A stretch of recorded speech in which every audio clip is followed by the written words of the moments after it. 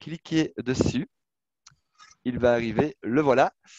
Donc, on clique et on peut répondre pour voir un peu comment on se sent aujourd'hui, là, maintenant. Alors, comment vous sentez-vous posé avec une boisson et quelque chose à grignoter? Il est midi. Fatigué et pourtant, il n'est que midi. Oh, content de voir de nouvelles têtes, même si c'est par écran interposé. Bon, voilà. Motivé, impatient d'échanger et de partager. Je vous invite à répondre. On a quelques personnes qui sont posées avec une boisson et quelque chose à grignoter.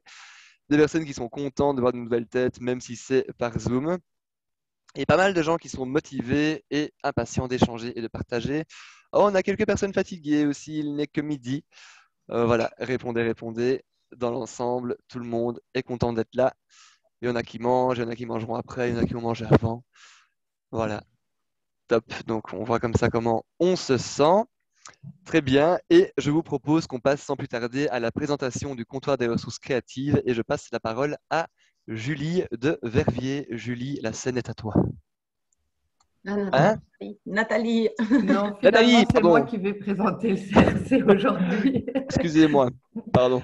Et donc, je ne suis pas Julie de Verviers, je suis Nathalie du CRC de Charleroi. Et je vais, pour vous présenter les comptoirs des ressources créatives, vous partager mon écran si je retrouve le bouton. Voilà. Et voilà. Donc, les CRC, le comptoir des ressources créatives, c'est un service d'aide à la professionnalisation des créateurs via différents projets et services. Donc, comme Joe vous l'a dit, il y a 5 comptoirs en Wallonie pour le moment, Verviers, Liège, Namur, Charleroi et Mons. On commence à connaître la chanson.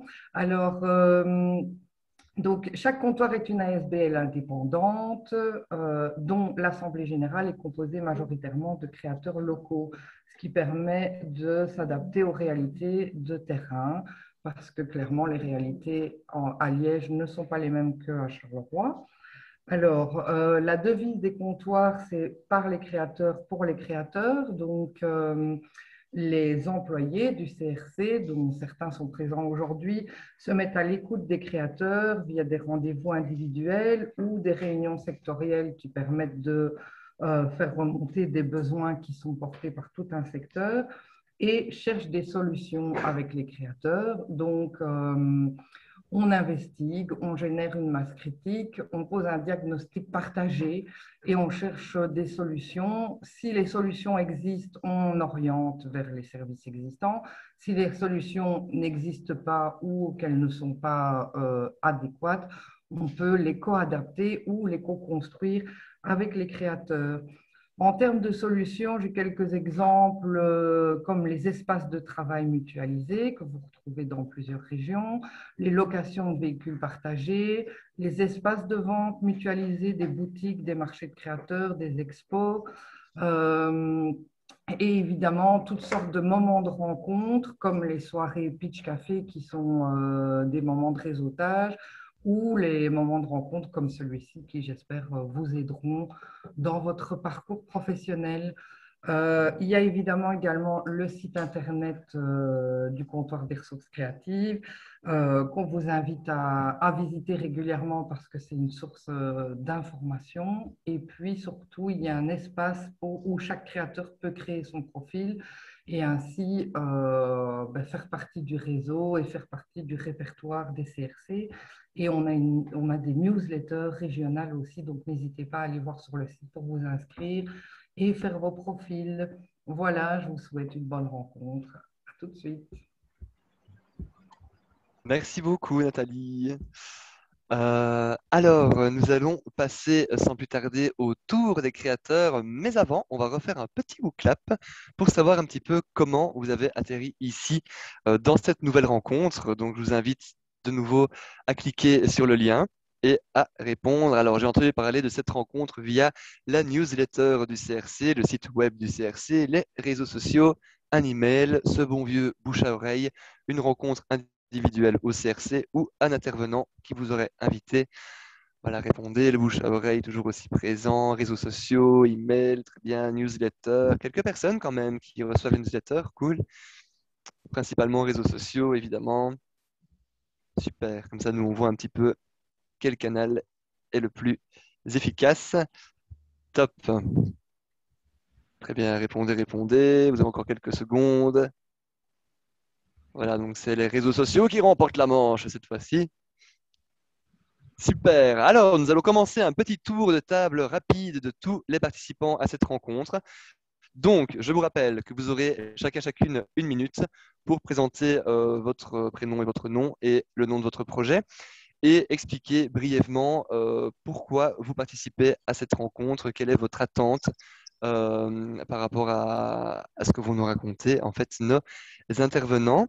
Et je propose que l'on démarre tout de suite. Je vais suivre mon écran avec Nolwenn Léonard. Nolwenn Léonard, la parole est à toi.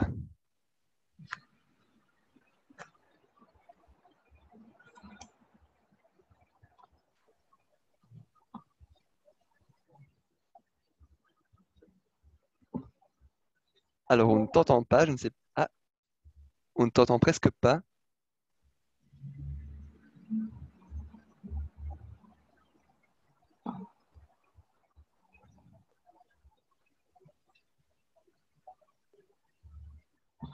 Allô, Nolwenn? Tu cherches la fenêtre. On va peut-être passer à la personne suivante et on reviendra à Nolwenn le temps que tu retrouves ta fenêtre Zoom. Si ça va pour toi, tu peux faire un signe à l'écran pour dire si ça va pour toi. Ok, top. Alors, passons à François Lamoutarde, 3 petits points. Je ne vois pas la suite du nom du projet. Bonjour à tout le monde. Le projet, c'est la moutardante. Et donc, voilà. vous l'avez peut-être deviné, l'objectif, c'est de pouvoir recréer une moutarderie à Liège avec la moutarde produite à Liège. Et donc, à la ferme à l'arbre, on part sur quelques hectares et du coup, ça fera pas mal de pots de moutarde qu'il faudra faire déguster, vendre et donner. Et voilà un peu l'essentiel du projet. Super. Top. Et qu'est-ce qui t'amène ici du coup? Comme je le disais, il va falloir la vendre ou la donner, en tout cas écouler ces milliers de pots de moutarde qui seront normalement prêts à l'automne. Et donc j'anticipe un peu pour savoir un peu comment ça peut se passer pour distribuer tout ça. Super, merci beaucoup. On peut revenir à Nolwenn peut-être, si tu as résolu ton petit souci. Je ne sais pas si j'ai résolu ou pas. Est-ce que vous voilà. m'entendez toujours? Oui, vous m'entendez maintenant? Oui. Cool. Top, tu as donc 1 minute. Go! Donc, moi, je suis artiste plasticienne et j'ai décidé il y a 2 ou 3 mois de commencer à vendre mes créations, à savoir mes originaux ou des impressions sérigraphiques ou autres.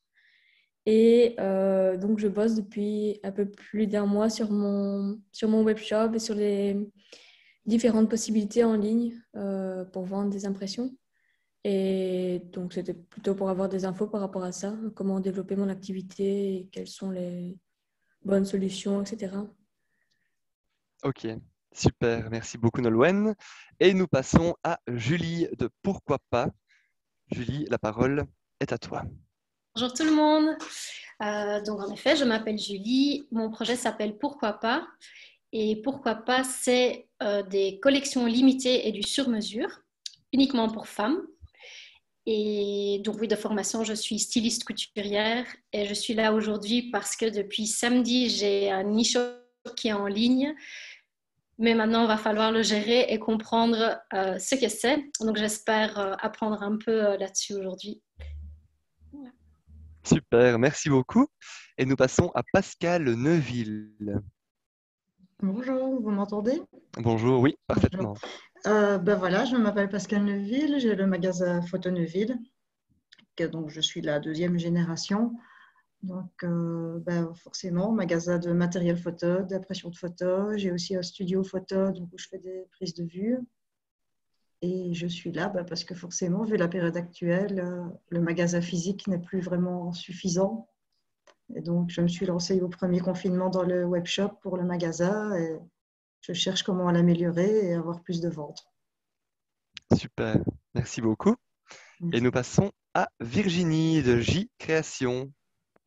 J'espère que je le dis bien, J Création. Oui, c'est bien ça. Ok. Parfait. Donc, je m'appelle Virginie Michotte. Je suis donc la créatrice de J Création. Je fais principalement des bijoux pour le moment. Et j'ai créé un e-shop avec Wix au mois de novembre. Et il fonctionne dans le sens où les gens vont dessus, mais se redirigent après vers moi pour faire les achats. Et très peu d'achats directement sur le site. Donc voilà, je voulais un peu savoir comment l'améliorer.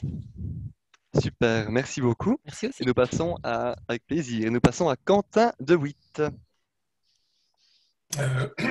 Oui, bonjour, excusez-moi. Donc moi, mon projet s'appelle Boucle là. Ce sont des boucles d'oreilles en bois recyclé que je design moi-même, que je vais découper dans un Fab Lab. Voilà. Donc j'essaie en fait de faire des bijoux en bois à des prix abordables. Et pour le moment, ma plateforme de vente, c'est Etsy.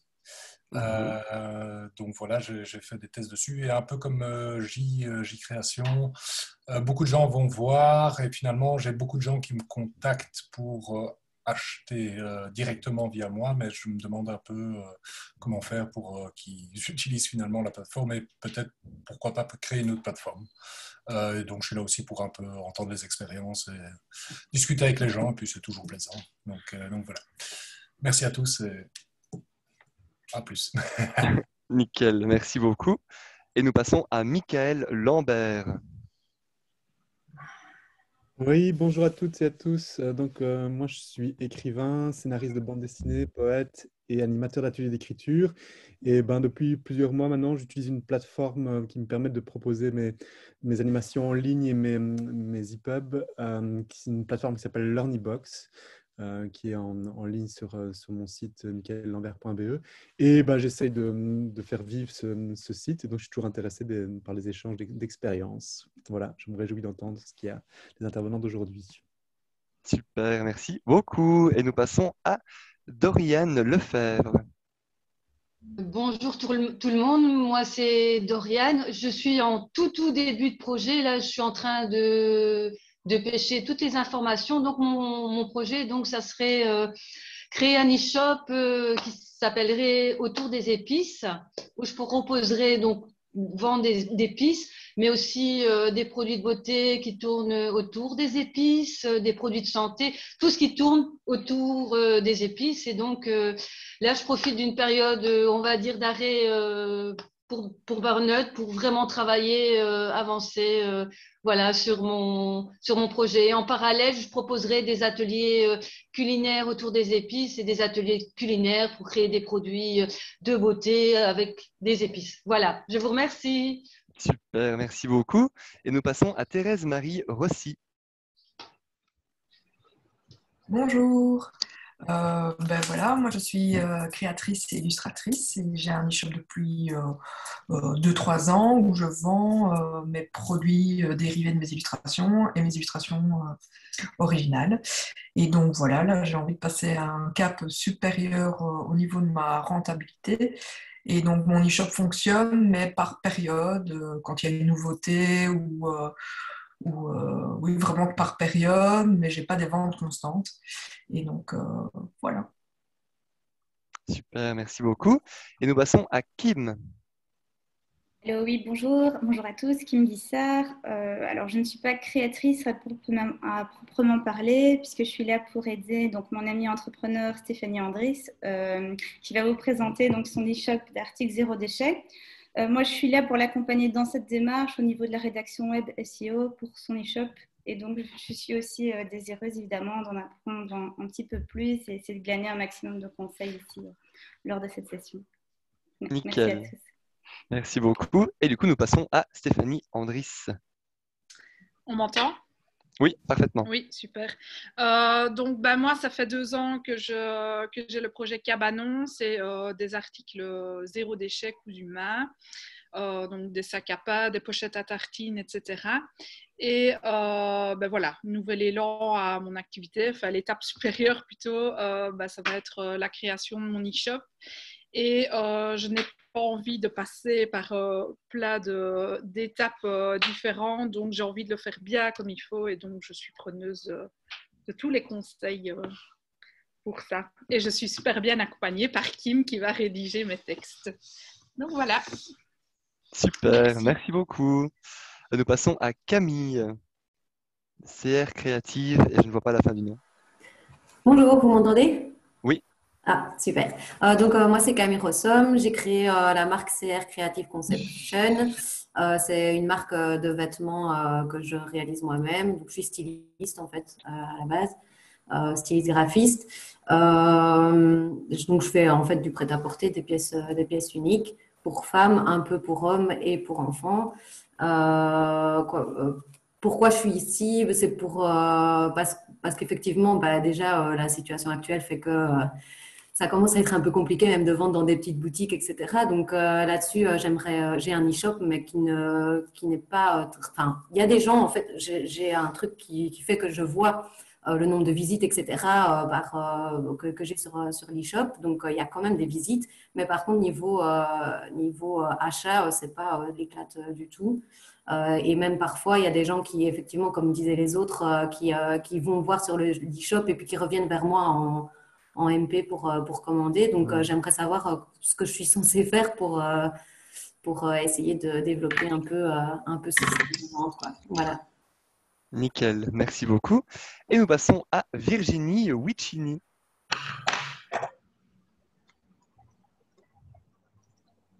Ah, on t'entend pas, Virginie. Ah, pourtant ton micro est allumé, pardon. Mais on ne t'entend pas. Ah, un petit peu. Bon, je vais crier. Voilà, moi je propose des bijoux qui sont réalisés en pierre naturelle, avec une approche personnalisée, avec des recherches au pendule pour vraiment que ce soit adapté à la personne. Et le plus compliqué pour moi, c'est de transposer ça en e-shop, puisqu'en général, voilà, c'est plus suite à un contact avec les personnes. Nickel, merci beaucoup. Et nous passons à Marie Ledan. Alors, ton micro n'est pas voilà. allumé. Voilà. Bonjour à tous. Bah, du coup, donc, moi, je m'appelle Marie et là, je suis stagiaire en communication chez Step. Et du coup, on va ouvrir un e-shop comme à Noël. Et du coup, je viens un peu pour savoir le vendre aux clients et le booster, du coup. Donc, voilà, j'ai pas d'e-shop, mais c'est juste pour eux et pour moi aussi, personnellement, ça peut être hyper intéressant. Nickel, merci beaucoup. Et nous passons à Zaina de la Cité des Métiers. Oui, bonjour tout le monde. Donc c'est Zaina, je suis chargée de projet à la Cité des Métiers de Namur. Donc pas du tout porteuse de projet, mais plutôt intéressée par les thématiques qui vous intéressent vous, puisque à la Cité des Métiers, on est une structure multipartenariale d'information et d'orientation tout au long de la vie. Et on propose des webinaires à destination notamment des porteurs de projets.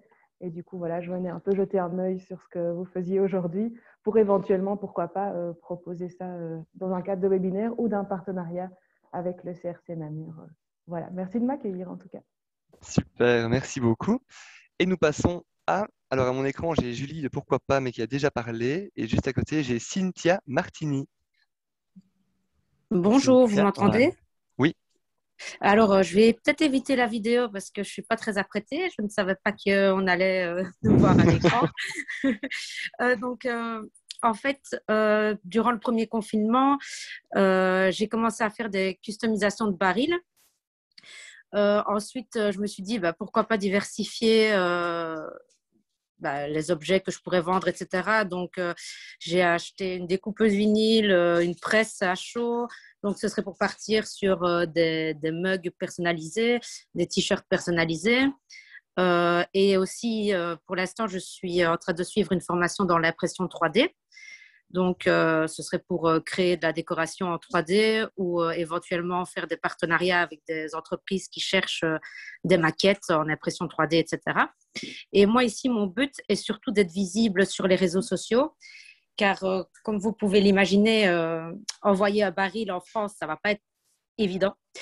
Donc, voilà, moi, ce serait vraiment me faire connaître sur les réseaux sociaux avec une possibilité de livraison. Mais voilà, surtout Facebook et Instagram. Nickel. Merci beaucoup. Merci. Et nous passons à... Ouh là là, c'est le bordel dans mon écran d'un coup. Alors, Myriam Moret.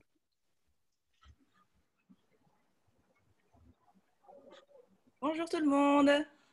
Alors, moi c'est Myriam Moret, je suis illustratrice et je fais aussi partie du CRC Verviers. Je viens aujourd'hui parce que j'ai le projet d'ouvrir un e-shop. Ce n'est pas encore fait, donc ce serait avec mes originaux et des produits dérivés de mes illustrations.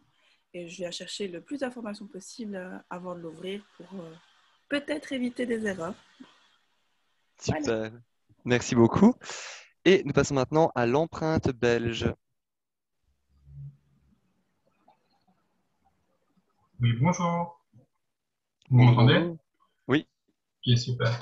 Donc moi, voilà, je me présente. Je suis le stagiaire en marketing de l'empreinte belge. Et du coup, dans le but un peu de diversifier les sources de revenus, on a décidé de passer le pas et de créer un e-shop. Sauf que comme on a dit beaucoup de personnes ici, on a des visites sur le e-shop, mais en termes de vente, ben, ça décolle pas vraiment. Et pareil, on a des gens qui reviennent en MP pour nous dire, ben voilà, j'ai tel produit, est-ce que c'est possible de... Donc voilà, on aimerait bien améliorer tout ça. Nickel, merci beaucoup. Et je pense que tout le monde a eu la parole. Non? Est-ce que quelqu'un n'a pas parlé? Est-ce que j'aurais omis de donner la parole à quelqu'un? Dites-le maintenant ou... Non, c'est bon, tout le monde a parlé. Eh bien, à la bonne heure. Alors, avant de passer aux présentations des intervenants, nous allons vous proposer encore un petit WooClap pour savoir quelle plateforme vous utilisez principalement. Pardon, j'ai un peu bégayé. Donc, le WooClap est disponible dans le chat et est partagé comme ça en partage d'écran. Alors, quel outil utilisez-vous pour votre e-shop? WooCommerce, Facebook, Instagram, PrestaShop, Etsy, MyShopify. C'est à vous de répondre.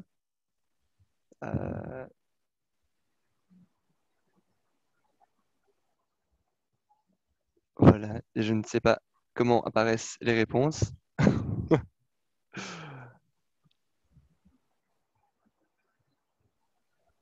Alors, est-ce qu'il va arriver? Oui, il est là.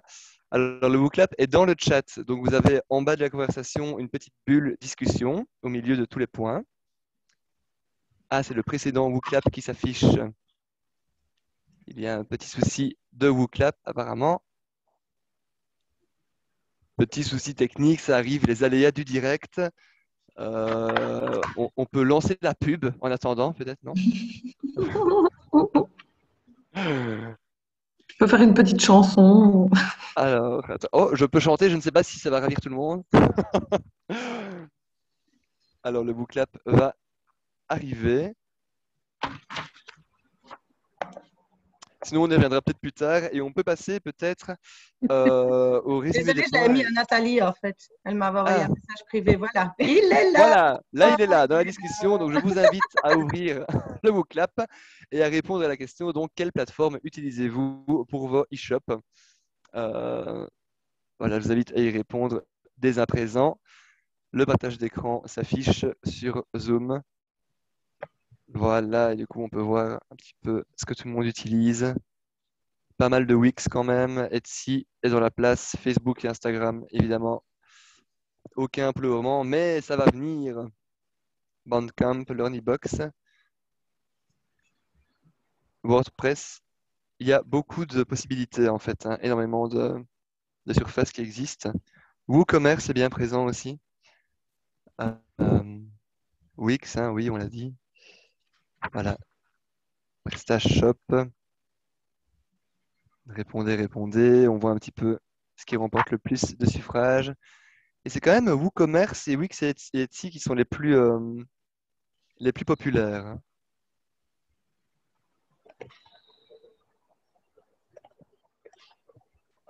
Voilà.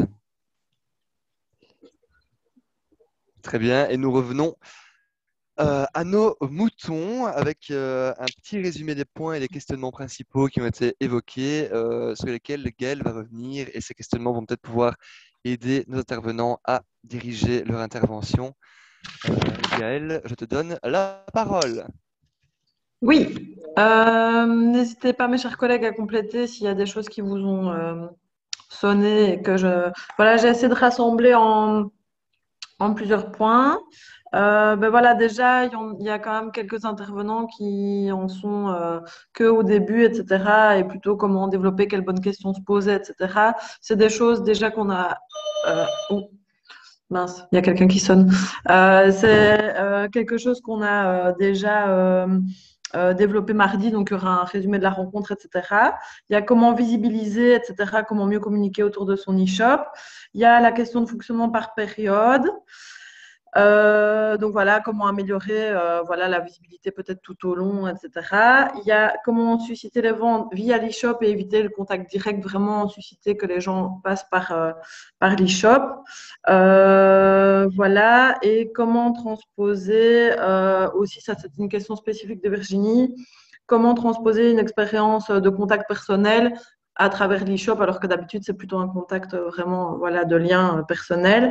Et puis, j'ai noté aussi qu'il y a quelques personnes qui travaillent d'illustration, vouloir vendre des produits dérivés, etc. Donc, il y a peut-être des choses à dire par rapport à ça. Voilà. Je vais vite aller voir si la personne est toujours là. Je reviens. Merci beaucoup. Et voilà, et du coup, on peut passer aux présentations des intervenants.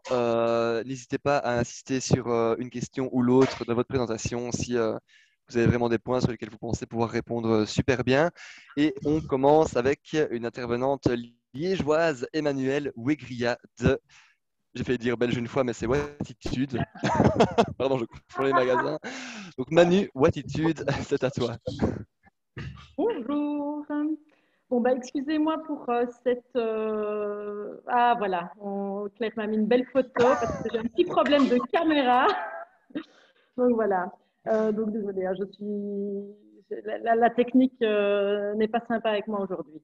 Donc, voilà, je ne sais pas si tout le monde connaît le Wattitude. Enfin, pour faire un bref résumé, donc c'est un magasin qui propose des produits de créateurs d'artisans wallons, donc aussi bien dans le domaine du design, de la mode, des produits de bouche. Il y a des cosmétiques, il y a des articles pour enfants, des jeux et jouets, des livres, des CD. Donc, c'est riche et varié. Et donc, voilà, mon ambition, moi, c'était vraiment de mettre, et c'est toujours d'ailleurs, c'est de mettre les talents wallons en valeur. Et donc, j'en suis venue aussi à créer un e-shop il y a 2 ans. Donc, Wattitude, il faut savoir qu'il a été créé en 2012 sous forme on a commencé en magasin éphémère pour tester le concept. Et puis, au fur et à mesure, on s'est installé dans le centre-ville de Liège, rue Souverain-Pont, donc en 2014. Et voilà, on a ressenti le besoin en 2018 de créer un e-shop, premièrement pour faire voyager nos petits produits wallons et essayer de les vendre au-delà du magasin, mais aussi pour répondre à une problématique des fameux travaux qu'il y a à Liège pour le moment, donc le tram, etc. Donc, on s'est dit à un moment donné, si jamais on est vraiment trop impacté par les travaux, voilà, comment s'en sortir, comment continuer à vendre, etc. Donc, voilà. Mais j'avoue que moi, adorant le contact physique avec les clients, papoter, etc., voilà, j'ai eu du mal, j'avoue, à passer à ce stade de l'e-shop. C'était quelque chose qui ne m'emballait pas du tout. Donc voilà, et puis on a engagé une personne pour vraiment gérer ça. Mais donc on s'est posé effectivement beaucoup de questions de comment on allait travailler avec cet outil. On est un petit peu des extrémistes wallons, donc on veut vraiment travailler avec tous nos intervenants sont des personnes et donc là, on s'est aussi posé la question de la plateforme qu'on allait utiliser. Et il se fait qu'à Barchon, il y a une boîte qui s'appelle Synchrone et qui a développé un système de ERP. Je veux dire, c'est un développeur qui a une plateforme qui s'appelle Flexo, donc qui n'apparaît pas du tout dans toutes les plateformes que vous avez proposées. Mais voilà, là, on est vraiment sur une plateforme 100% locale. Et donc, voilà, c'est une plateforme qui tient vraiment la route, qui a vraiment, je pense, toutes les spécificités d'un PrestaShop, d'un WooCommerce, etc. Et vu l'étendue des produits qu'on avait, qu'on a nous-mêmes en magasin, puisqu'on a, on a plus ou moins 300 créateurs, donc fois X produits, ça fait des milliers de produits qu'on a en magasin. Donc il fallait que cette plateforme tienne la route aussi au niveau du poids, au niveau, donc voilà. Donc on a dû vraiment faire un travail là-dessus au niveau du choix de la plateforme qui tienne la route quand, en tout cas, il y a plus de, je sais pas moi, 2-3 personnes qui sont sur le site et qui essayent de faire des achats. Donc voilà, et on a décidé au niveau de la livraison aussi de travailler de manière locale. Donc on travaille avec la Poste, on ne travaille pas avec des PD ou des grosses infrastructures. Donc voilà, pour nous, c'est vraiment très, très important au niveau de nos valeurs de travailler de cette manière-là. Voilà. Et donc maintenant, j'entends bien donc toutes les problématiques que vous rencontrez au niveau de votre visibilité, au niveau de votre envie de vous lancer, mais comment faire, que vos ventes ne démarrent pas. Bon, ben, en fait, pour nous, ça a été exactement la même chose. Donc, on a démarré en 2018, donc en décembre, en plus un tout petit peu avant la période des fêtes de fin d'année 2018. Et effectivement, ça a été très lent. Les gens ne se sont pas du tout rués sur l'e-shop comme on avait un peu imaginé. Pas du tout, on a un petit peu déchanté. Et en fait, l'e-shop nous a vraiment servi de vitrine. Donc en fait, il faut se rendre compte que l'e-shop ça fait partie aussi des ventes, ne sont peut-être pas des ventes directes tout de suite, mais sont des ventes indirectes. Donc, on a observé que les clients venaient sur notre site et voyaient un petit peu les produits disponibles en magasin et donc se rendaient en magasin et venaient les acheter en magasin. Donc voilà, parfois, en tout cas, quand, comme nous, ici, on a la chance d'avoir une structure physique où on peut voir les articles, mais voilà, ici, oui, ça se passait un peu en vente indirecte. Donc, pendant longtemps, notre site, notre e-shop a servi de vitrine et les ventes étaient vraiment très, très lentes, quoi.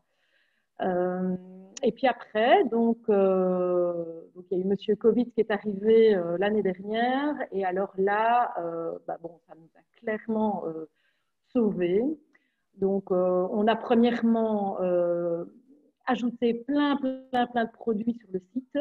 À la base, on ne voulait pas, on avait vraiment sélectionné des produits en particulier. On avait, premièrement, on sélectionnait des produits sur lesquels on avait une bonne marge parce que, bon, un e-shop, ça coûte. Hein, ça coûte au niveau des frais d'envoi, au niveau des frais de conditionnement. Donc, voilà, il faut pouvoir s'y retrouver. Donc, si on a une très faible marge dessus, si toute notre marge bénéficiaire va dans les dépenses qu'on a à faire sur un e-shop, bon, ça ne va pas.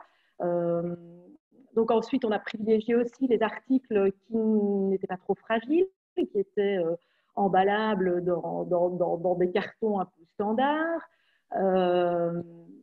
Et donc, voilà, toute la nourriture, par exemple, n'était pas dessus. Et puis, quand il y a eu le confinement, là, forcément, ça a été un support qui nous a clairement sauvé la mise parce qu'on a pu faire les gens commandaient sur notre e-shop et ils pouvaient sélectionner le mode de livraison qu'ils souhaitaient, soit venir le chercher en magasin, soit se le faire livrer chez eux. Enfin, donc voilà, ça donne quand même voilà, ça nous a quand même donné une grande facilité d'action, en tout cas pour sauver notre commerce à ce moment-là. Et donc, les ventes ont augmenté, mais évidemment, ça ne représente jamais ce qu'on aurait pu vendre en magasin. Donc, là, j'entends aussi, par rapport à vos problématiques, vous êtes des créatifs, donc vous vendez des pièces uniques, des petites séries, des pièces très artisanales, etc. l'e-shop tout seul n'est pas simple. parce que vous savez comme moi que les gens ont besoin de voir en vrai ce que vous créez. Si c'est du textile, ils ont besoin de toucher. Donc, j'ai envie de dire, c'est bien d'accompagner un e-shop d'un point de vente. Et bon, je comprends bien que là, la période, à nouveau, on est obligé de refermer. Donc, proposer vos articles dans des points de vente, c'est très compliqué. Mais de manière générale, une fois que le Covid, etc., sera un peu plus loin de nous et qu'on pourra réouvrir, voilà, je vous pousse à essayer aussi de vendre vos articles dans des points de vente, si ce n'est pas le vôtre, c'est voilà, des commerces partenaires, etc., pour qu'on puisse voir ce que vous réalisez. Même les plus grosses structures, voilà, un e-shop représente, je pense, 10% du chiffre d'affaires d'une structure. Donc, il ne faut pas négliger ça quand même. Donc, voilà. Maintenant, il y a plein de choses qui peuvent aider au niveau de la confiance en votre e-shop. Ce sont tous des éléments de réassurance, comme on appelle ça. C'est déjà qu'il y ait derrière, qu'on se rende compte que c'est un artiste, c'est une vraie personne qui est derrière cet e-shop. Donc déjà, avoir une biographie de vous avec une photo, en montrant, je veux dire, tout... voilà, que c'est vous qui êtes derrière et que ce n'est pas qu'on n'est pas sur un site d'arnaque, quoi. Hein. Donc voilà, inscrivez un numéro de téléphone, une adresse, des choses. Les gens peuvent vous joindre aussi s'ils veulent vraiment vous contacter. Une liste de vos points de vente si vous en avez. Un service après-vente qui peut rassurer les gens. Donc toutes des petites choses qui peuvent faire en sorte que on se dit, OK, ça va, on est sur cette plateforme-là, ça a l'air d'être sérieux, on peut faire confiance. Donc, c'est des éléments à prendre en compte en tout cas. Et puis alors, évidemment, rendre votre e-shop super attractif, quoi. Donc, avoir des photos de qualité. Si vous ne passez pas par un pro, parce que ça coûte cher, évidemment, des pack shots, etc., c'est au moins faire des photos qui donnent envie. Il y a des petits studios photos pas trop chers, des petites boîtes blanches, vous faites des photos avec votre smartphone, nous c'est ce qu'on fait au magasin et ça rend super bien. Donc voilà, en tout cas d'avoir un site qui a l'air quand même un peu propre, qui donne envie, comme si on se baladait finalement dans un magasin et il faut donner envie aux gens. Donc voilà, je ne sais pas... oui, nickel. Ça fait 10 petites minutes déjà. Et voilà. Ça passe vite, c'est tellement intéressant, il y a tellement de choses à dire aussi. Voilà, mais on pourra revenir après sur quelques points, quelques précisions après les présentations. Merci beaucoup. C'était super fourni, il y a plein de points à aborder et plein de spécificités, comme tu dis, auxquelles il faut penser. Et je vous propose qu'on se déplace jusqu'à Bruxelles où on va écouter une artiste qui ne fait pas que vivre à Bruxelles puisqu'elle imprime Bruxelles aussi, on peut carrément dire ça. Il s'agit de Marion Demeulenaar et son super projet Bruxelles te salue. Marion, c'est à toi. Vous m'entendez bien? Ça va? Oui, parfait. Super. Bon, déjà, je vous fais une grosse baisse de Bruxelles. Hein. Donc, bonjour tout le monde, moi je suis illustratrice sérigraphe à Bruxelles, on va le redire encore une fois. J'ai commencé Bruxelles te salue il y a à peu près 2 ans, un peu en mode allez, je vais m'amuser un petit peu. Ces illustrations, j'ai commencé à les vendre dans des marchés de créateurs, un peu comme ça. Je me suis rendu compte que ça fonctionnait bien, que les gens rigolaient bien à mes blagues, donc voilà. Et il y a Monsieur Covid qui est arrivé, encore une fois. Et donc, je me suis dit, tiens, qu'est-ce que je peux faire avec les magasins qui sont fermés? J'ai plus de revenus sur les ventes de ces cartes. Je vais faire le e-shop. Et donc, premier confinement, j'ai commencé à faire toutes les photos bien correctes. J'ai regardé toutes les interfaces qu'il y avait pour pouvoir le créer. Je me suis dirigée vers Big Cartel. J'ai vu qu'il n'était pas du tout noté parce que déjà je trouve que c'est un site qui est hyper clair quand vous êtes dans l'artistique, mais je pense que ça marche un peu pour tout. C'est une une interface où vous voyez surtout les produits qui sont mis en avant. Vous cliquez dessus, vous avez le prix, tout ce qui est expliqué. Il n'y a pas de pourcentage, de trucs bizarres, etc. C'est hyper clair. Ce qui est bien aussi avec Big Cartel, c'est que ça coûte par mois. Ils ne prennent pas de pourcentage sur vos ventes. C'est 10 € par mois, plus ou moins, pour 50 présentations de produits.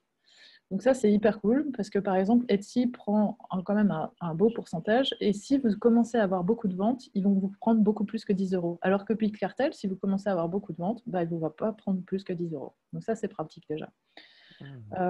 Ensuite, avec Big Cartel, vous pouvez mettre un peu pour tout, mais les frais postaux, ça c'est hyper bien indiqué aussi. Le seul problème peut-être avec cette interface, c'est qu'ils vous le disent à la fin ils le disent aux clients à la fin de la vente. Donc ça fait toujours un peu la surprise, surtout si c'est des Français ou des Européens, parce que merci Bipost, vous êtes déjà à 16,50 pour un A3, donc c'est quand même assez énorme. Voilà. Qu'est-ce que je peux dire par rapport à mon e-shop ? Ce que j'ai fait surtout, c'est que j'ai favorisé pour tout ce qui est envoi, le fait que les envois soient limite personnalisés. Quand on fait de l'illustration, mais je pense que ça marche pas pour tout, tout ce qui est artisanal, c'est que vous devez prévoir des petits cadeaux, des trucs qui ne vont pas vous coûter très cher, mais des petits stickers, un petit mot avec le nom de la personne. Parce que même si vous avez 2-3 ventes par jour ou une dizaine de ventes par semaine, ça va vous prendre un petit peu de temps, mais ce sera un petit truc en plus qui fait que vos clients, même s'ils vont faire un premier achat, par exemple à Noël, ils vont repenser à vous et vous dire « Ah, ça avait été bien emballé, ça avait été bien, il y avait eu des petits cadeaux, on avait pensé à moi » et ils vont revenir vers vous. Et donc ça, c'est vachement important.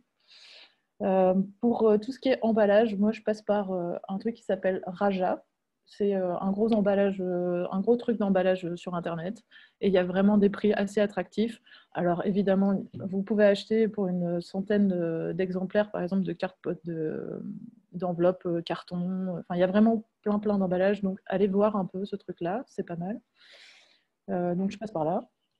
Qu'est-ce que je peux vous dire ? Ah oui, maintenant, bon, évidemment, on a refermé les magasins, mais le e-shop, comme on l'a évoqué précédemment, il ne faut pas penser que ça va être ce qui va vous rapporter le plus d'argent. Il faut voir plutôt le e-shop comme quelque chose, déjà ça vous fait une vitrine, ça vous permet d'avoir un revenu entre guillemets passif, parce que même si vous allez communiquer sur Instagram, sur Facebook ou même aux gens que vous connaissez, ça va être quelque chose où les gens vont passer, voir un peu ce que vous faites et se dire « Ah bah tiens, j'achèterai peut-être à un moment et un jour ça va tomber ». Donc voilà, c'est un peu ça. Donc c'est vraiment le revenu passif. Ou soit vous êtes... et le mieux, c'est de vendre en boutique, même si là, ce n'est pas possible. Comme c'était dit aussi précédemment, les informations, c'est hyper important. Donc dites bien qui vous êtes, ce que vous vendez, pourquoi vous le vendez aussi.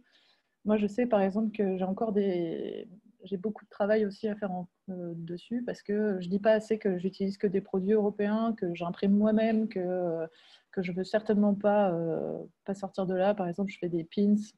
Je ne dis pas par exemple que tous mes cartons sont sérigraphiés. Je ne dis pas que les pins, c'est fait en Belgique, etc. Alors que apparemment, ça intéresse quand même pas mal de gens. Donc ça, par exemple, je peux faire du travail là-dessus. Penchez-vous sur le Instagram. C'est hyper bien de faire de la pub à fond dessus. Et maintenant, en plus, on peut faire boutique sur Instagram qui vous relaye par rapport à votre e-shop. Donc ça, c'est quand même super chouette. Et il y a aussi un truc que j'ai appris là, justement, il y a 2 semaines, qui va peut-être vous intéresser, mais maintenant, j'ai un e-shop B2B, donc business to business, qui s'appelle Encore Store, ANKORSTORE. Et vous envoyez juste votre dossier avec des photos, ils vous acceptent, ils ne vous acceptent pas. Et ils ont à peu près, je ne sais plus combien de boutiques partout en Europe, donc là c'est un peu mort, mais pour quand ça finira, où vous allez pouvoir vendre vos produits à des magasins. Et donc, évidemment, il y aura des petits pourcentages qui seront pris, encore différents d'un e-shop de particulier à particulier, mais ça vous permet aussi de vous étendre sur une plus grosse surface que par exemple la Belgique. Et ça, c'est pas mal. Et ils vous feront votre pub aussi à côté, quoi. Voilà. Je pense que je suis allée assez vite, mais c'est un peu ce que c'est. Voilà. Je ne sais pas trop si je peux répondre à d'autres questions un peu bizarres. Super. Voilà. Bah, merci beaucoup, c'était hyper complet aussi et super intéressant. Un peu On rapide. reviendra. Non, mais c'est top. Ok, ça va. J'ai mis les liens de Encore Store et de Rajapak dans le Ok. chat. J'espère que c'est les bons. Ok. Nickel. Et on va passer du coup à la troisième présentation qui du coup mêle les deux penchants puisqu'il s'agit d'une créatrice qui gère en plus un shop physique et un e-shop. Il s'agit de Natacha pour le magasin Belge une fois. Natacha, c'est à toi. Bonjour à tous. Donc voilà, moi il y a 8 ans, je crois, avec mon mari, donc là on a 30 ans. Et il y a 8 ans, on a créé la marque Belge une fois, donc qui décline la belgitude, l'autodérision et l'humour sur différents supports. On a assez vite voulu créer un e-shop. Et puis, il y a 5 ans et demi, on a ouvert une boutique dans les Marolles à Bruxelles, mais pas avec juste nos produits, avec 150 autres créateurs belges pour vraiment valoriser les produits locaux, puisque ça reste aussi une zone touristique, les Marolles, et en fait, on trouvait ça dommage que les gens reviennent avec une nouvelle bouteille qui vient de Chine. Donc, on s'est dit, ben, finalement, quartier touristique, vendre du belge, c'est pas mal. Et j'ai fait des fiches, hein, parce que voilà, c'est plus facile. Donc, déjà, première chose, nous, on voulait faire un e-shop. Le choix de la plateforme, c'était le plus compliqué. Pour moi, le choix de la plateforme que vous devez faire, c'est vraiment en fonction déjà du nombre de produits que vous avez. J'ai entendu Marion juste avant, mais par exemple, moi j'avais un moment pensé à Big Cartel, mais c'est vrai qu'on a à chaque fois des nombres limités. Par exemple, nous, on savait qu'on allait vite être avec 1000 produits différents. Ben ça va directement vous aiguiller en fait sur les plateformes. Donc nous, ça a été évident pour nous, on a pris PrestaShop. Déjà de 1 parce que en fait vous savez le faire entre guillemets vous-même, puisque nous on avait demandé des devis à des webmasters et pour le faire c'était plusieurs milliers d'euros, vraiment un peu moins de 10 000 euros quoi. Donc qu'est-ce qu'on a fait? On a loué un appartement à la mer et on s'est enfermé en fait pendant un peu plus de 2 semaines. Et tous les jours on a bossé comme des dingues pour ajouter tous les produits un à un. Là, surtout, n'oubliez pas que Google est votre meilleur ami. Donc, quand vous avez un problème avec une question, ben, en fait, on lui demande, hein, PrestaShop, il y a des forums entiers de PrestaShop, donc ça, c'est pas mal. Et alors là, en fait, ce qui est hyper important, c'est, si vous voulez, c'est un peu comme une table des matières. Je sais pas, moi, vous avez votre un cours scolaire, vous allez avoir la géographie, l'histoire. Ben, dans la géographie, on va voir l'Europe, et puis dans chaque pays, l'Europe. Et en fait, c'est un peu comme... c'est une structure, en fait, un site Internet. Et il faut vraiment faire les choses dès le départ correctement, sinon après, vous n'aurez jamais des bons référencements Google, parce qu'en fait, la clé d'un e-shop, c'est le référencement Google, c'est ça qui fait tout. Donc, par exemple, si vous mettez, je ne sais pas, moi, vous avez une marque de bijoux, eh bien, le nom de la photo que vous uploadez sur le e-shop, il a une importance énorme. S'il s'appelle image2608.jpg, ben, en fait, ça ne marche pas du tout. Chaque objet que vous rajoutez, Google l'analyse et ça va créer des référencements. Et à tel point que c'est le nom. C'est donc le nom de votre produit, c'est le nom du fichier que vous rajoutez, c'est la description que vous rajoutez. En fait, tout ça va faire en sorte que vous avez un meilleur référencement Google. Et c'est comme ça aussi qu'en fonction des recherches des gens, eh bien, ils vont plus facilement tomber chez vous. Par rapport au référencement Google aussi, il est hyper important de rassurer les clients parce qu'ils ne vous connaissent pas. Donc ça, il faut absolument avoir que votre site internet soit lié à une page Facebook et Instagram. Alors sur Instagram, on ne sait pas laisser d'avis. Par contre, sur Facebook, on peut laisser des avis sur les pages. Donc là, l'idéal, c'est déjà de demander à votre premier entourage, c'est-à-dire vos amis, s'ils ont déjà un produit de chez vous, ben de dire « Ah, tu ne veux pas mettre un petit avis sur ma page Facebook, parce qu'en fait, tout ça, Facebook, c'est aussi en rapport avec Google, donc, et avec votre boutique en ligne. Donc, en fait, c'est hyper important que si la personne, elle va taper le nom de votre marque ou quoi sur Google, elle va se dire, ah, ben c'est bon, il y a plein d'avis positifs, je peux commander chez eux. Aussi, qu'est-ce que j'ai mis?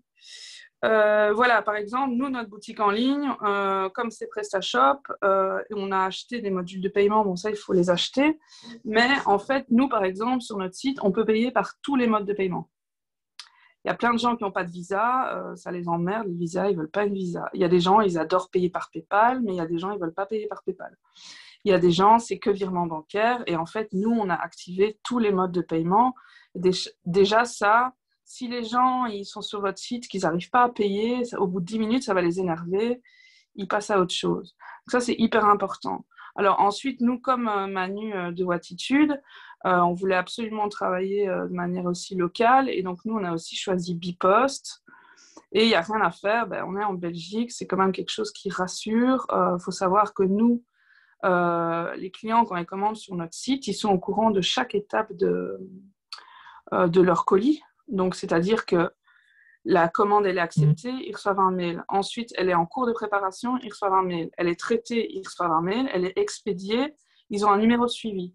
Il faut savoir que Bipost en Belgique, aujourd'hui, si moi j'envoie mon colis, donc là, on est quel jour? On est jeudi, je crois. Ouais. Si j'envoie avant 16h mes colis à la poste, mes clients, ils reçoivent demain. C'est Bipost. Donc, même DHL, tous ces grosses boîtes, entre guillemets, ça n'assure pas des délais de 24 heures. Voilà. Qu'est-ce que j'ai écrit aussi? Donc ça, je vous ai dit, photo qualitative, comme le disait Manu, en sachant que, honnêtement, nous, au tout début, qu'est-ce qu'on a fait? On a été acheter 3 panneaux de frigolite, quoi. Et on a créé nous-mêmes un caisson blanc au tout début quand on n'avait pas les moyens. Et maintenant, effectivement, il existe des petits studios photo à 50 €. C'est vraiment pas mal. Alors aussi, oui, ça j'ai écrit, c'est un peu comme les restos, les e-shops, c'est-à-dire que, imaginez, ça fonctionne comme le bouche à oreille. En fait, nous, par exemple, moi, je reçois beaucoup de colis. Mais déjà, je récupère les colis que je reçois. Donc, en fait, je récupère les cartons. Donc, déjà, ça évite des coûts. Et bon, moi aussi, ça, c'est mes petits délires écologiques, mais je trouve ça plutôt sympa. Je récupère les cartons. J'hésite pas à l'indiquer au client, d'ailleurs, que ce colis a servi peut-être pour la 2e fois ou la 3e fois. Je fais un emballage qui est hyper soigné. J'écris un mot à chacun. Donc, si à Noël, j'ai 40 commandes par jour, j'écris 40 fois un mot qui est personnalisé et pas le même. Parce qu'en plus, vous savez voir normalement si la personne, c'est la première fois qu'elle commande ou si c'est la 10e fois. Donc, je vais à chaque fois changer le mot. Donc, c'est vraiment hyper important que ce soit personnalisé. Et parce qu'en plus, ils risquent, entre guillemets, d'en parler à leurs amis. Je vous ai dit vraiment le délire du bouche à oreille.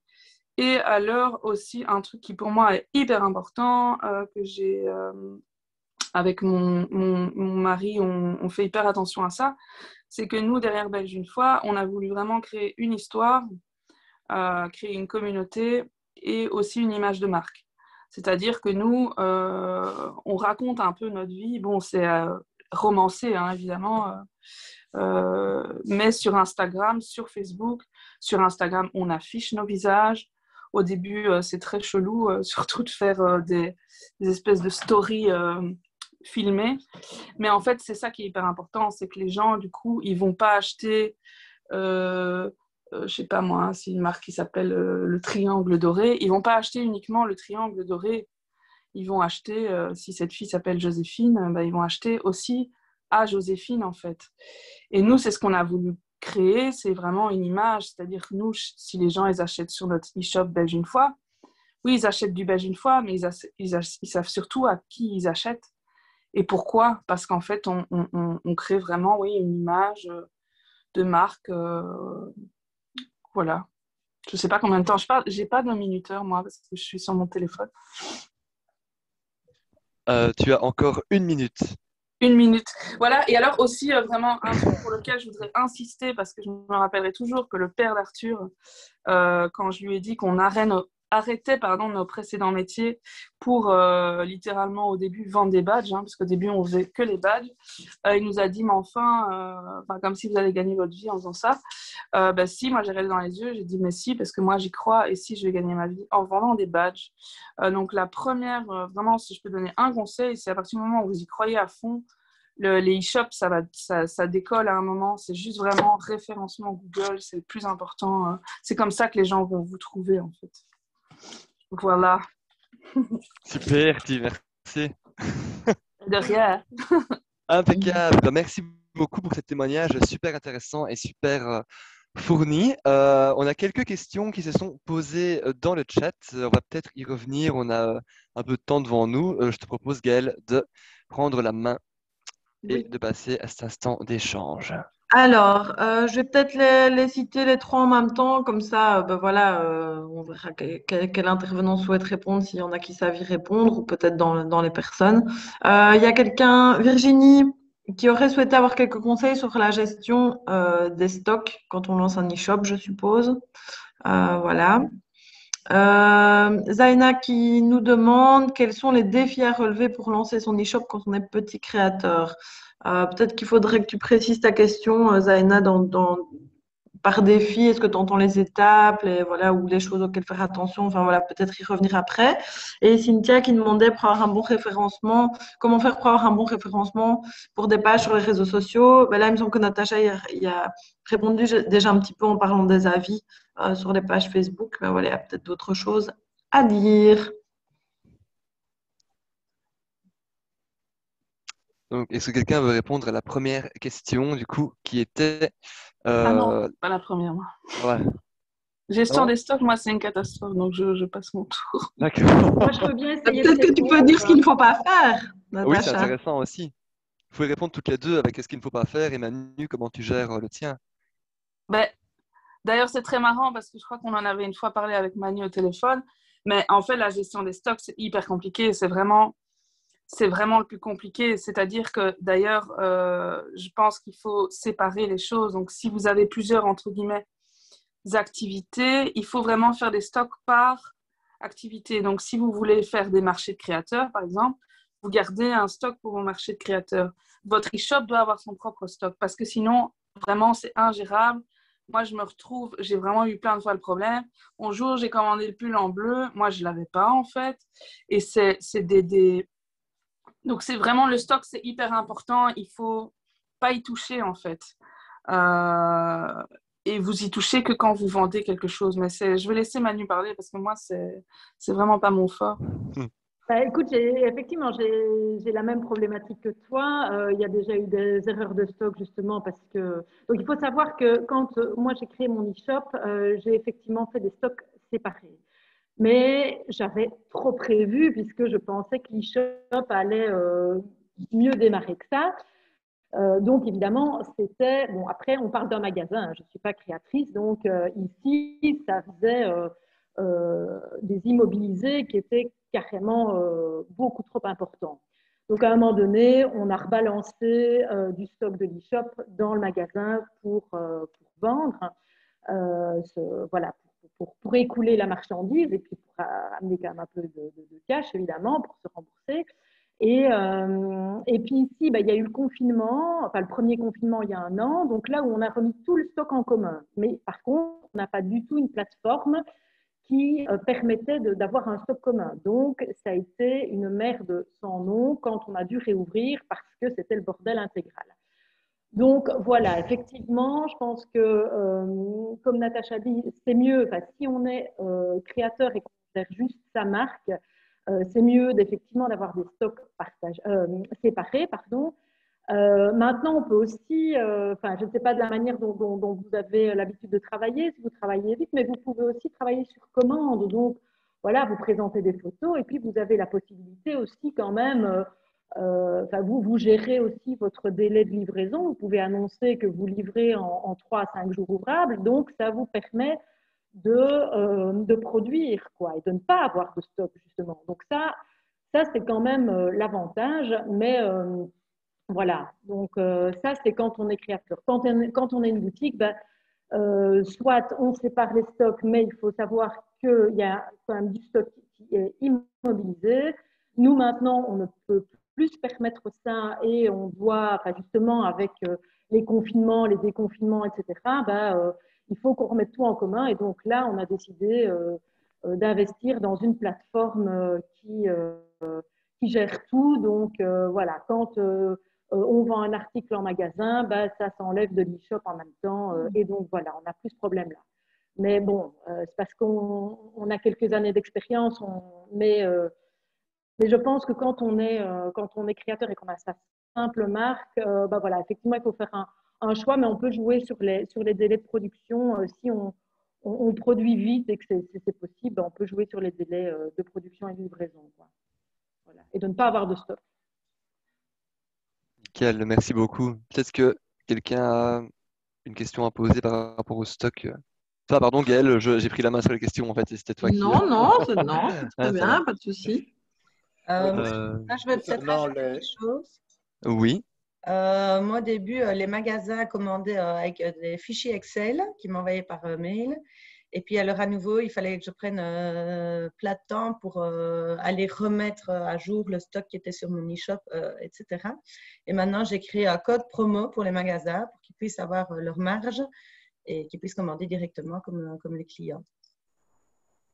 Maintenant, je sais bien qu'il y a moyen de faire aussi des doubles entrées, quoi, de s'identifier en tant que magasin pour faire les commandes sur le site. Mais moi, c'est la solution la plus facile que j'ai trouvée pour l'instant. Nickel. Moi, je vous dis, notez bien où vous mettez vos produits dans les magasins, parce que moi, je suis illustrateur et parfois, je dépose dans plein d'endroits, et puis j'oublie où j'ai déposé et j'oublie où il y a des choses. Et puis, on me dit un jour, t'as vendu? Je suis, ah bon, je vendais chez vous, je ne savais même pas. Ah, voilà, donc soyez attentifs à ça. Peut-être qu'on peut passer à la question de Zaina par rapport au défi à relever pour lancer son e-shop. Zaina, peut-être que tu peux préciser un petit peu de quel défi tu voulais parler? Oui, ben, j'ai un peu eu réponse aux questions puisque je vois qu'il y a la gestion des stocks, les méthodes de référencement. En fait, la question m'est venue parce que je me dis, ben, vous êtes créateur, vous êtes expert de votre art, de votre expertise, mais finalement, dans tout ce que j'entends ici, il y a plein de compétences qui sont des compétences de gestion, de communication. Et du coup, ça m'intéressait de savoir un peu quelles étaient ces nouvelles compétences à acquérir quand on souhaite vendre ses produits. C'est quand même un gros boulot. Et aussi, je me posais aussi comme question de savoir s'il y en a parmi vous qui se faisaient accompagner dans ces démarches-là, puisque ce sont des compétences à acquérir par la suite. Voilà. Merci. Quelqu'un qui veut répondre? Je vais me permettre de répondre. Vas-y. Effectivement, en fait, le gros défi, c'est de porter plusieurs casquettes. Donc, en fait, c'est surtout de se renseigner blindé sur ce qui s'est fait ou déjà sur des créateurs qui ont déjà parcouru ce chemin. C'est vrai que quand on regarde un peu sur Instagram, il y a quand même pas mal de gens d'artistes qui communiquent là-dessus, sur justement qu'est-ce qu'ils doivent faire, comment emballer leurs produits, qu'est-ce qu'ils doivent raconter aussi comme histoire. Donc ça, c'est important. Pour tout ce qui est comptabilité, etc., donc ça, il y a quand même pas mal de choses qui sont notées sur Internet, sur les forums. Moi, à un moment, j'étais allée voir une structure qui s'appelle Village Partenaire, mais je pense que c'est que Région Bruxelles, pour un peu discuter avec eux, tout ce qui est, mais ça marchait aussi pour les magasins, mais tout ce qui est prix de vente, prix de revient, les pourcentages qui sont pris par rapport à quoi et comment. Donc ça, c'est quand même pas mal de temps en temps aller voir une structure qui peuvent vous aiguiller parce qu'ils ont déjà eu ces soucis-là. Et surtout si vous voulez vous professionnaliser en mode vraiment vendre. Et donc voilà, après, je pense que le premier défi, c'est surtout pas baisser les bras, quoi. Parce que la charge de travail est quand même assez intense. Parce que entre les photos, là, par exemple, comme louer un appart pendant 2 semaines pour tout noter, les photos, etc., il faut quand même avoir le cœur bien accroché et y croire, quoi. Donc ça, c'est le premier truc, je pense, c'est avoir du cœur pour y aller, quoi. Voilà. Merci beaucoup. Alors, une question suivante, voilà, Gaëlle. Oui, il restait donc la question du référencement. Je crois que globalement, sur les réseaux sociaux, on en a déjà parlé, mais peut-être qu'il y a des précisions à apporter ou que certaines des intervenantes qui n'en ont pas parlé veulent dire un petit mot ou certains des créateurs, créatrices présents et présentes veulent dire un mot là-dessus. Moi, je veux bien dire un truc principalement sur Instagram, puisque tantôt j'ai parlé de Facebook. Mais par exemple, Instagram, vraiment, si vous voulez, c'est hyper simple au final. Instagram, c'est des algorithmes. Et plus vous utilisez en fait d'outils d'Instagram, plus il va vous référencer. Donc, par exemple, si vous postez une image, vous devez toujours dire où vous êtes. Le lieu, c'est la première chose à faire. Ensuite, Instagram vous met un maximum de 30 hashtags. Il faut les utiliser, les 30. Ensuite, par exemple, vous mettez, il y a des filtres photos. Moi, par exemple, je les trouve extrêmement laids. Mais en fait, je en mets toujours un, mais je le mets à 1%. Pareil, dans l'algorithme, en fait, Instagram va se dire « Ah, mais elle, je l'aime bien. Elle a utilisé le lieu, un filtre, les hashtags. » Donc, en fait, pour vous, vous devenez important. Et donc, il va mettre en avant, puisque maintenant, c'est comme ça. Avant, tout le monde voyait votre photo sur Insta. Mais là, ça fait plusieurs années où il va mettre que celle où il y a le plus d'interactions. Et aussi, il y a des heures précises pour poster sur Instagram. On ne poste pas genre « Ah, youpla boum ». Ce n'est pas comme Facebook. En fait, Facebook, on peut vraiment poster à plein d'heures différentes. Instagram, il y a des heures précises. Et elles différencient. Je suis très nulle en conjugaison. Différencie, je crois. On va dire que c'est bon. En fonction des jours. Donc, ce n'est pas le même moment pour poster un lundi ou un samedi ou un dimanche. Et ça, vous tapez tout simplement dans Google à quelle heure poster le lundi sur Instagram. Vous avez plein de sites avec les heures. C'est genre, le jeudi, c'est à 2h du matin. Donc, c'est des trucs débiles. Mais vous avez des gestionnaires ça qui sont, puisque vous pouvez lier votre page Facebook et votre page Instagram. Et il y a un outil qui s'appelle outil de publication et qui vous permet en fait de publier vos posts au préalable. Donc moi, en fait, qu'est-ce que je fais le lundi, qui est mon jour de congé? En fait, le lundi, je vais sur l'outil de publication et je génère en fait toutes mes publications pour limite la semaine. Et puis comme ça, après, je ne dois pas faire mes posts Insta, je ne dois pas faire mes posts Facebook, c'est généré, j'ai tout fait en un coup, quoi. Voilà, je crois que j'ai tout dit de ce qui me vient en tête. Nickel. Du coup, tu travailles pendant ton jour de congé quand même.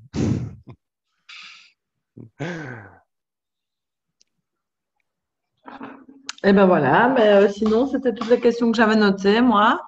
Je vois aussi que dans les commentaires dans le chat, il y a Julie Éclair qui signale que chez Ginette à Verviers, il y a un studio photo pour aller prendre des photos de ses produits.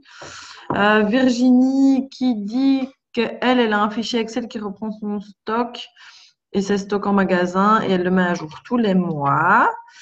Et Serge qui nous dit que pour les utilisateurs de PrestaShop, il existe plusieurs modules payants de gestion de stock permettant de lier les ventes, magasins ou les stocks dans des dépôts. Voilà. Super. Est-ce que quelqu'un aurait une dernière question, peut-être à poser, un point sur lequel vous aimeriez qu'on revienne? Ou nos intervenantes, un point aussi sur lequel vous auriez aimé parler davantage?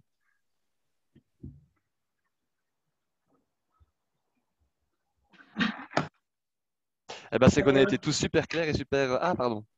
Non, mais c'est vrai que comme ça, j'ai envie de dire que moi, si jamais il y a quelqu'un qui veut renvoyer un mail ou passer au magasin ou passer, voilà, ou téléphoner pour avoir des précisions, voilà, je suis dispo maintenant. Voilà, j'essaierai de répondre dans ce que je connais parce qu'effectivement, je ne suis pas une professionnelle du truc. Hein. On s'est fait, enfin, nous-mêmes, on s'est fait aider, donc je ne pourrais pas non plus répondre à ces questions, mais voilà, en tout cas, je suis dispo, quoi, s'il y a quoi que ce soit.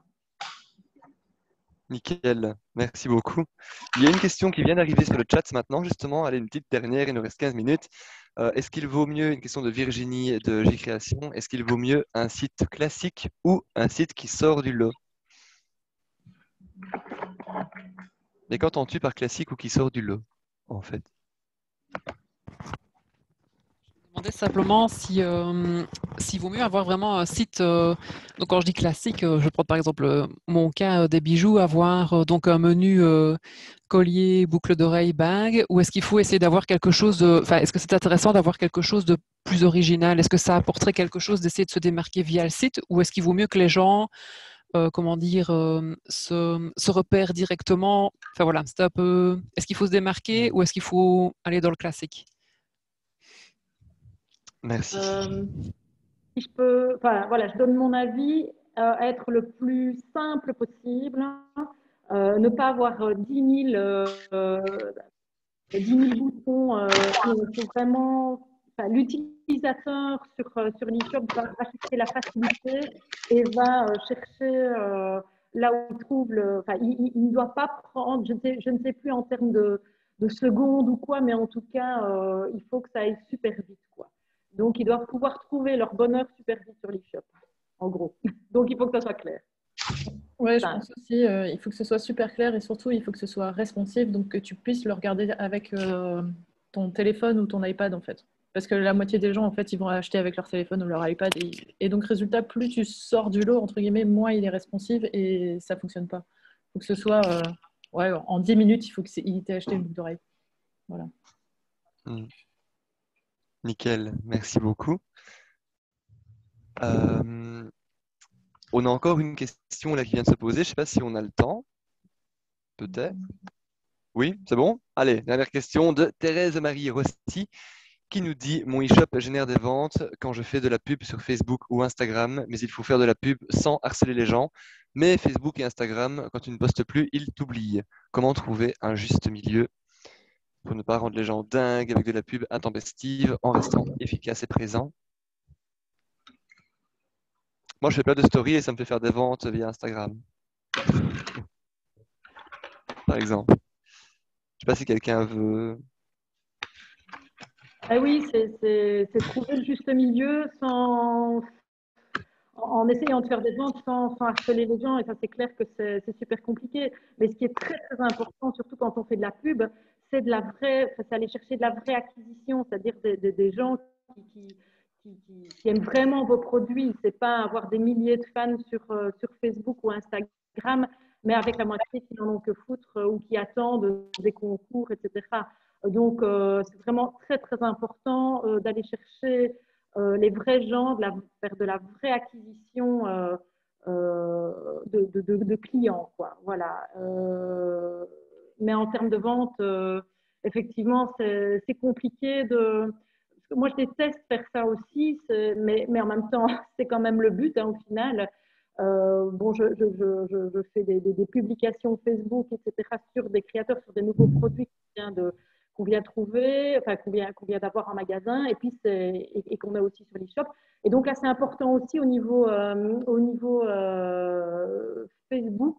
Donc Facebook déteste quand vous faites de la pub sans passer par leur pub. Donc, par exemple, c'est important de mettre le lien vers votre e-shop, mais en commentaire, par exemple. Et éviter de le mettre dans le corps du post Facebook. En tout cas, c'est ce que mon collègue qui s'occupait de ça m'avait enseigné. Donc, j'essaye de le faire maintenant que j'ai repris le truc. J'essaye de le faire automatiquement, donc de mettre l'article qui est disponible sur l'e-shop en commentaire. Mais bon, voilà. Moi, c'est vrai que j'ai du mal avec cette vente-là, donc j'essaye de le faire, mais justement en le faisant de manière bienveillante, puisque c'est quand même dans le but de tout le monde, quoi, hein, dans le but du créateur et du revendeur, quoi. Donc voilà.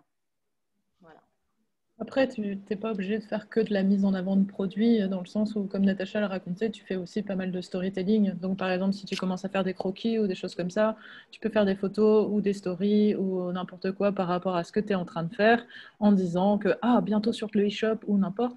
Mais c'est pas de la pub en soi, genre venez acheter mon produit, c'est ça va bientôt arriver, informe-toi. Donc ça, c'est aussi hyper important. Je pense que c'est ça aussi qui fait que tu ne vas pas trop agresser les gens. Tu es en train de travailler, ça va être sympa, viens bientôt voir, quoi. Voilà. Moi, je pense qu'aussi, c'est important de bien connaître son public cible pour savoir quelle plateforme, enfin si c'est Facebook ou Instagram qui aura le plus d'impact et quelle tranche d'âge aussi, et si c'est plutôt aux femmes, si c'est plutôt aux hommes, si c'est plutôt mixte. Donc voilà. Je pense que c'est important aussi de bien connaître son public cible avant de pouvoir faire de la com dessus. Tout à fait, merci beaucoup. Alors, n'hésitez pas à encore poser des questions et nous ferons suivre aux intervenants et nous ferons aussi suivre les contacts. Ouais, il y a Camille qui demande si les stories c'est vraiment nécessaire. Thérèse Marie lui a répondu tout de suite que pour elle ça marchait vraiment bien depuis un mois où elle avait commencé. Donc voilà, il y a peut-être moyen de dire quelque chose par rapport à ça. Moi, je veux bien, du coup. Je ne suis pas intervenant, je présente, mais je suis aussi illustrateur et très actif sur Instagram. Je vends aussi des sérigraphies et tout ça en auto-édition. Et je remarque quand même que j'aime bien me mettre un peu en scène et faire un peu le saut, on va dire. Et je remarque quand même que ça ajoute un côté très humain à ma démarche artistique et que du coup, les personnes arrivent à mon travail via mes stories où je fais les oies parce que c'est rigolo et qu'ils vont aller voir et en même temps arriver sur mon profil et voir que il a fait une nouvelle sérigraphie, elle est dispo chez Watitude, bah justement je suis à côté et vraiment ça ajoute un truc, une dynamique où j'ai pas forcément, parce que j'ai pas non plus 10 000 stocks, donc je vais pas faire 45 fois des photos de même truc, mais en faisant des stories un peu tous les jours. En plus pour l'instant j'ai un chat et ça fait des vues à crever, enfin depuis peu j'ai un chat. Et donc, le fait de faire des stories comme ça tout le temps, un petit peu, ou même juste un petit bonne journée à tous, ou ce genre de truc, vraiment les gens le voient du coup. En plus, ça défile les stories, donc c'est même pas un élément visuel où on a besoin de faire la démarche d'aller sur un profil précis pour aller voir un truc. On va voir les stories n'importe quand, dans le bus, dans le train, sur le pod, dès qu'on a 2 minutes, et ça défile, et on arrive sur un truc où finalement on est intéressé par la story, on va voir le profil, et tiens, en plus de faire le con, ce mec dessine, génial. Et voilà, et du coup, ça marche comme ça. Enfin, moi, je vois que vraiment, ça alimente avec Camille, si tu as 3 chats, tu vas devenir une star d'Instagram. Donc voilà, c'est top. Mais oui, les stories, ça aide. Voilà. Et pour ceux qui n'ont pas de chat, il est temps d'adopter. Les refuges sont pleins. Voilà. Oui. Virginie demande si les chiens fonctionnent aussi. Je pense que ça peut le faire tout à fait. Oui. Voilà. Les gosses, par contre. C'est ce que Stéphanie demande. Ça dépend. Hein. Ben, moi, j'ai 3 chats et effectivement, les gens aiment beaucoup suivre. Non, mais j'ai vraiment 3 chats par contre. Mais moi, je voulais aussi rebondir là-dessus parce que, en fait, maintenant, les tendances, c'est vraiment aux stories. Les gens regardent de moins en moins le feed. Donc, moi, je fais même des espèces de teasers, même si je déteste faire ça, mais c'est pour être sûr que les gens aillent voir la photo. Je dis, coucou, j'ai posté une nouvelle photo. Et c'est vrai qu'en fait, les gens sont beaucoup plus à regarder les stories Insta. Et alors, je vous invite aussi à vraiment à nouveau lier vos comptes Insta et Facebook. Parce que même si moi, je ne suis pas trop story Facebook, pour moi, c'est très personne âgée, soit. Eh ben, il y a beaucoup de gens qui vont les regarder, en fait. Et donc, vous les publiez sur Insta, mais en même temps, ça va les publier sur Facebook. Et aussi, essayer d'utiliser les swipe up. Mais ça, je crois qu'il faut 10 000 followers. Mais on a vu, hein, tout. Et enfin, voilà. Les swipe up, c'est pas mal aussi. Comme ça, directement, les gens ont accès à l'article qui est en vente. Mais pour moi, les stories, c'est indispensable pour répondre à la question. Voilà. Attention que pour le swipe up, il faut être à 10 000 abonnés, je pense. Donc, ça fait beaucoup de choses. Si je peux me permettre, moi, ce que j'ai appris aussi sur les stories, c'est que l'idée, c'est qu'on vient mettre un petit peu de soi derrière le produit. Et dans les stories, comme de donner des petits renseignements sur qui on est, parce que les gens ont tendance à acheter le produit aussi en fonction de qui est derrière le produit, plus que le produit tout seul. Et donc, je pense que l'important des stories, c'est vraiment d'aller mettre vraiment un peu d'essence personnelle pour donner un visage au produit qu'il y a derrière, quoi. Tout à fait. Exactement. Merci tout le monde. On va tout doucement conclure la rencontre, peut-être. Donc, n'hésitez pas à nous contacter si vous avez d'autres questions à poser. Nous, on vous fait suivre les contacts aussi de nos intervenantes et on vous invite à vous rendre sur notre page YouTube où sera diffusé le replay de la précédente rencontre ainsi que celui-ci. Précédente rencontre, créer son e-shop, dans laquelle nous recevions Serioscope, le SNI, le syndicat neutre des indépendants et l'ADN, l'agence du numérique, ainsi que Technocité et My Pure Cure Box, qui sont des structures qui proposent des formations ou des services en lien avec la création des e-shops. Et avant de se quitter, je vous invite à répondre à un dernier WooClap que vous retrouverez dans la discussion pour voir un petit peu comment on se sent au terme de cette nouvelle rencontre. Donc, qu'est-ce que cette rencontre m'a apporté? Trop chouette, je repars avec plein de trucs et astuces pour booster mon e-shop. Ah oui, quand même, j'ai du pain sur la planche et j'en veux encore. Quand est la prochaine rencontre sur ce thème? Voilà, donc tout le monde trouve ça trop chouette, c'est top. Ah oui, quand même, j'ai du pain sur la planche et oui, c'est du boulot. Et certaines personnes en veulent encore, donc l'occasion pour nous de réfléchir à des futures rencontres.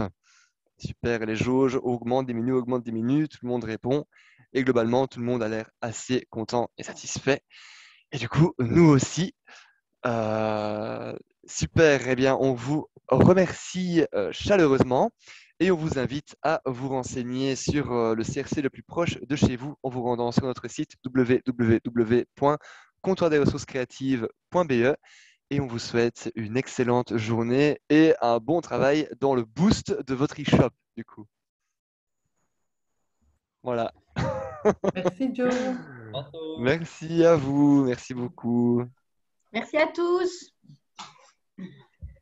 Merci, au revoir et à bientôt. Abonnez-vous aux newsletters, abonnez-vous à Je dessine un peu aussi.